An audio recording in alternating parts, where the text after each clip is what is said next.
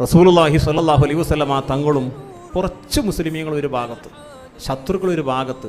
അവരെടുത്ത സ്ഥലം തന്നെ എങ്ങനെയാണെന്ന് അറിയുന്നത്, എല്ലാ വെള്ളം സൗകര്യമൊക്കെ ഉള്ള സൈന്യത്തിന് തമ്പടിക്കാൻ പറ്റിയ ഭാഗത്താണ് മുശ്രിക്കീങ്ങൾ അഡ്വാൻസ് ആയിട്ട് വന്ന് കൂടിയത് തന്നെ. മുസ്ലിമീങ്ങൾക്ക് തമ്പടിക്കുന്ന സ്ഥലത്ത് വെള്ളമില്ല, ഒന്നുമില്ല, അങ്ങനത്തെ സ്ഥലം. എന്താ ഇതിലാറെ വലിയ വിഷമം? അള്ളാഹു എന്തേ ചെയ്തത്? മുസ്ലിമീങ്ങളെ സഹായിക്കണ കാര്യം അല്ല ഏറ്റെടുത്തല്ലേ. അന്ന് രാത്രി ശക്തമായ മഴയാണ് പെയ്ത്. 16-ന്റെ അന്ന് രാത്രി ശക്തമായ മഴ. മുശ്രിക്കീങ്ങളെ ഭാഗത്തുണ്ടായിരുന്ന വെള്ളക്കെട്ടൊക്കെ അവിടെ കൂത്തി വലിച്ചാണ് പോയിട്ട്, ഉള്ള വെള്ളം പോയി വലിച്ചാണ് പോയി. മുസ്ലിങ്ങളെ ഭാഗത്തൊരു തടാകം അങ്ങനെ രൂപപ്പെട്ടും ചെയ്തു. ഒരൊറ്റ രാത്രി കൊണ്ട് നേരെ മറിച്ചാണ്ടായി. പടച്ചോൻ്റെ പണിയാണ്. അവസാനം നേരം പൊളിച്ച് നോക്കുമ്പോൾ മുശ്രിക്കീങ്ങൾക്ക് വെള്ളമല്ല, മുസ്ലിമീങ്ങൾക്ക് വെള്ളമായി.